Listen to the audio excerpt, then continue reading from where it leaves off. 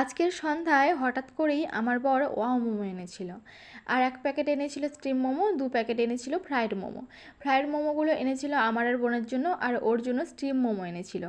যদিও পরে আমি আর আমার বর ফ্রাইড মোমো আর স্টিম মোমো দুটোই খেয়েছি, মানে মিশিয়ে।